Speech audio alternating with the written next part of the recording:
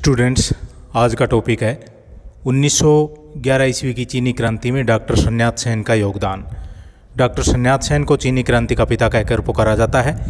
इनका जन्म 12 नवंबर 1866 को कुआंगतुंग के एक किसान परिवार में हुआ। होनोलुलु में प्रारंभिक शिक्षा प्राप्त की। यहाँ पर sun यat-sen ने पश्चिमी ज्ञान विज्ञान की शिक्षा प्राप्त की। 1883 ईस्वी में हांगकांग के मेडिकल कॉलेज में प्रवेश लिया। इसके बाद डॉक्टरी की प्रैक्टिस की। 2 वर्ष बाद वह कैंटन चला गया और वहाँ के लोगों का मुफ्त इलाज किया, जिस कारण चीन की जनता में वह लोकप्रिय हो गया। डॉक्टर sun यat-sen ने चीन का आधुनिकीकरण करने का निर्णय लिया। sun yat ने एक शिक्षा समिति की स्थापना की। इस संस्था के सदस्यों ने शिक्षा के क्षेत्र में सुधार करने के लिए एक प्रस्ताव तैयार करके उसे महारानी तसूसी के सामने प्रस्तुत किया, परंतु महारानी ने इस पर कोई विचार नहीं किया। 1894 से पूर्व डॉक्टर sun yat-sen ने चीन से मांचू शासन को समाप्त करने की योजना बनानी शुरू कर दी। वे चीन को यूरोपीय शक्तियों से बचाने के लिए सुधारों को आवश्यक मानते थे। 1894 ईस्वी में sun yat-sen और उसका साथी लू होवोतुंग उत्तर गए ताकि वे ली से मिल सकें और राजधानी में राज्य के कार्यों को देख सकें। एक पत्र में डॉक्टर sun yat-sen ने ली को समझाया कि यूरोपीय शक्तियों के धन और शक्ति को युद्धों से नहीं जीता जा सकता, उन्हें चीन के विकास से ही विजित किया जा सकता है। उनके विचार में चीनियों को शिक्षित होना चाहिए। डॉक्टर sun yat-sen क्रांतिकारी विचारों में विश्वास रखते थे। वे मांचू शासन को समाप्त करके चीन में गणतंत्र की स्थापना करना चाहते थे। उन पर रूस की साम्यवादी विचारधारा का प्रभाव था।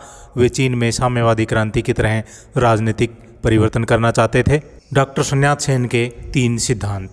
डॉक्टर sun yat-sen को 20 जुलाई 1911 को तुंग मेंग हुई नामक संगठन का महानिदेशक चुना गया। इसी समय उन्होंने 3 सिद्धांतों का प्रतिपादन किया। पहला है राष्ट्रवाद। 19वीं सदी के अंत तक रूस, फ्रांस, ब्रिटेन, अमेरिका, जापान आदि देशों ने चीन के विभिन्न क्षेत्रों पर अपना प्रभुत्व स्थापित कर लिया। चीन में राष्ट्रीयता की भावना का लोप हो गया। डॉक्टर sun yat-sen ने चीन की जनता में राष्ट्रीयता की भावना का प्रसार करने का निर्णय लिया।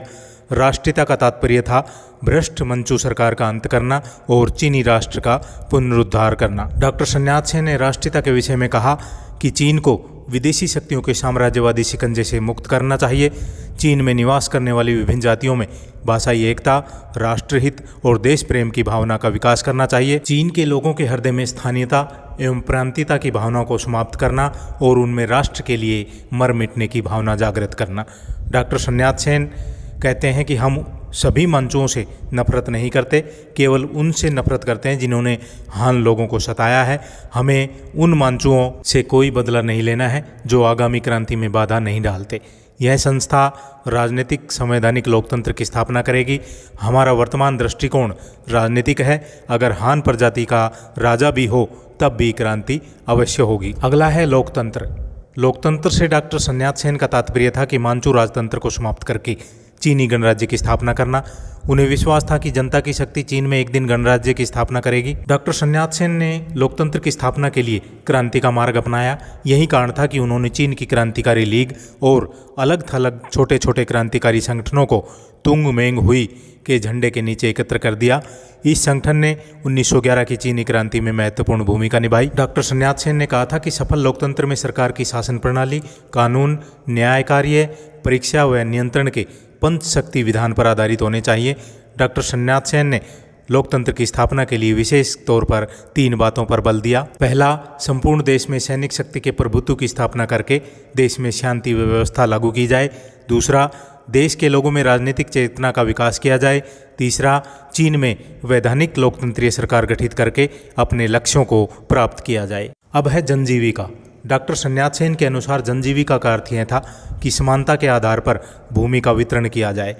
भूस्वामित्व का समानीकरण उनका एक शक्तिशाली नारा था जो सामंतशाही के विरुद्ध चीन की समस्त जनता को एकता के सूत्र में बांध सकता था। डॉक्टर सेन ने जनता के पेट भरण के लिए कृषि के विकास को आवश्यक माना। उनका विचार था कि भूमि पर उसी का स्वामित्व होना चाहिए जो उसे जोतता है। समाज के दूसरे वर्गों की जीविका के प्रश्न का समाधान वे सामाजिक विकास के द्वारा करना चाहते थे। उनके भूमि के समान वितरण संबंधी विचार साम्यवाद से प्रभावित थे, परंतु वे मार्क्स के भौतिकवाद का विरोध करते थे। डॉक्टर sun yat-sen को विश्वास था कि कार्ल मार्क्स के सिद्धांतों को चीन में लागू नहीं किया जा सकता। उपरोक्त 3 सिद्धांतों राष्ट्रवाद, लोकतंत्र और जनजीविका के अध्ययन से स्पष्ट हो जाता है कि डॉक्टर सेन के विचार कार्ल मार्क्स के विचारों से मेल नहीं खाते। उनके 3 सिद्धांतों राष्ट्रवाद, लोकतंत्र और जनजीविका में हमें कार्ल मार्क्स का वर्ग संघर्ष देखने को नहीं मिलता और न ही इनमें साम्यवाद की स्थापना पर बल दिया गया है। अतः वे न तो मार्क्स के समाजवाद के पक्षधर थे और न ही साम्यवाद को आंखें बंद करके मानते थे। वे तो चीन में केवल गणतंत्र की स्थापना कर देशवासियों का विकास करना चाहते थे। अब है डॉक्टर सन्यात सेन के विदेशों में कार्य। चीन की राजमाता तजुशी ने क्रांतिकारियों के प्रति कठोर नीति अपनाई। डॉक्टर सेन ने मांचू शासन को समाप्त करने के लिए गुप्त आंदोलन चलाने का निर्णय लिया। उनके इस कार्य में लुक होतुंग नामक उनके मित्र ने भी उनका पूरा सहयोग दिया। उसने अपनी समस्त संपत्ति गुप्त संगठन को प्रदान कर दी। जैसे ही गुप्त संगठनों के आंदोलन के विषय में मांचू सरकार को सूचना मिली, उसने क्रांतिकारियों को जेल में डाल दिया। लुक होतुंग और उनके अनेक साथियों को मृत्युदंड दे दिया गया। डॉक्टर सन्यात सेन जान बचाकर जापान चले गए। इसके बाद होनोलुलु गए। वहाँ उन्होंने चीनियों को एकत्र करके हुंग चुंग हुई नामक एक प्रगतिशील चीनी सोसाइटी स्थापित की। डॉक्टर सन्यात सेन ने यूरोप के अनेक देशों की यात्रा की, जहां लोकतंत्र तथा समाजवाद के सिद्धांतों का गहन अध्ययन किया। अब है कैंटन में विद्रोह। 1900 ईस्वी में कैंटन में विद्रोह हुआ, जिसमें डॉक्टर सेन ने महत्वपूर्ण भूमिका निभाई। इस विद्रोह को कठोरता से दबा दिया गया। डॉक्टर सेन ने याकोहामा नगर से जापानी क्रांतिकारियों को जागृत करने का प्रयास किया। यहीं से उन्होंने चीनी क्रांतिकारियों को भी मांचू सरकार के विरुद्ध क्रांति करने के लिए कहा। 1904 ईस्वी में हांगकांग आकर क्रांतिकारी विचारों का प्रचार करने लगे। बक्सर विद्रोह के समय इनकी प्रसिद्धि और बढ़ गई। चीन और जापान के विद्यार्थियों में भी इनका समर्थन किया। डॉक्टर सेन के विचारों का चीनी जनता पर गहरा प्रभाव पड़ा। 1902 से 1905 तक डॉक्टर सन्यात सेन ने Japan, Vietnam, Honolulu, United states की यात्रा की। इस दौरान विदेशों में पढ़ने वाले छात्रों से मिले। उन्होंने विद्यार्थियों का भारी समर्थन प्राप्त किया। उन्होंने क्रांतिकारी संगठन बनाने का निर्णय लिया। इस समय तक क्वांग फू हुई अथवा चीन पुनः संस्थापन समाज और हुआ सिंह हुई अथवा चीनी राष्ट्र पुनरुद्धार समाज, इन क्रांतिकारी संस्थाओं की स्थापना हो चुकी थी। डॉक्टर सन्यात सेन ने जापान में मिले विद्यार्थियों से प्रभावित होकर 30 जुलाई 1905 को टोक्यो में क्रांतिकारी संस्थाओं का एक सम्मेलन बुलाया। इसमें विभिन्न क्रांतिकारी संगठनों के 70 प्रतिनिधियों ने भाग लिया। इस सम्मेलन में तुंगमिंग हुई नामक एक क्रांतिकारी संस्था की स्थापना की गई। तुंगमिंग हुई का अर्थ होता है क्रांतिकारी लीग। 20 अगस्त को डॉक्टर सेन को इसका महानिदेशक चुन लिया गया। उनके नेतृत्व में इस दल ने अत्यधिक प्रगति की। उन्होंने टोक्यो में मिनपाओ अथवा जनता का पत्र नामक समाचार पत्र प्रकाशित किया। इसी समय राष्ट्रवाद, लोकतंत्र और जनजीविका जैसे 3 सिद्धांत दिए। डॉक्टर सन्यात सेन ने इस संस्था के कुछ उद्देश्य घोषित किए। मांचू शासन को समाप्त करना, चीन में गणतंत्र की स्थापना करना, देश में राष्ट्रीय सरकार का गठन करना और चीन की समस्त भूमि को समान रूप से जनता में वितरित करना। अब है डॉक्टर सन्यात सेन और 1911 की क्रांति।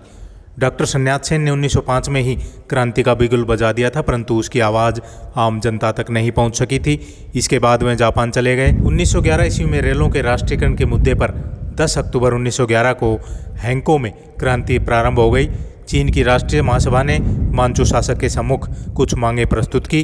30 अक्टूबर 1911 को सरकार ने इन मांगों को स्वीकार कर लिया।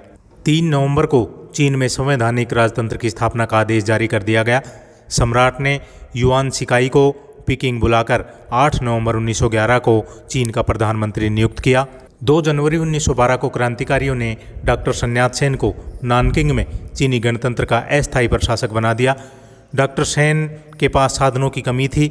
उन्होंने महसूस किया कि उनके द्वारा प्रशासन चलाना बहुत मुश्किल है, इसलिए चीन में गणतंत्र स्थापित करने के लिए उन्होंने युआन शिकाई से बातचीत शुरू की, जो उस समय पीकिंग का प्रधानमंत्री था। डॉक्टर सन्यात सेन और युआन शिकाई में समझौता हुआ कि मांचू वंश का अंत कर दिया जाए, सम्राट को पद से हटाया जाए और चीन गणतंत्रीय सरकार का गठन किया जाए। इसमें युआन शिकाई को नए गणतंत्र का प्रधान अथवा राष्ट्रपति बना दिया गया। डॉक्टर सन्यात सेन को आशा थी कि युआन शिकाई चीन में गणतंत्र को मजबूती प्रदान करेगा।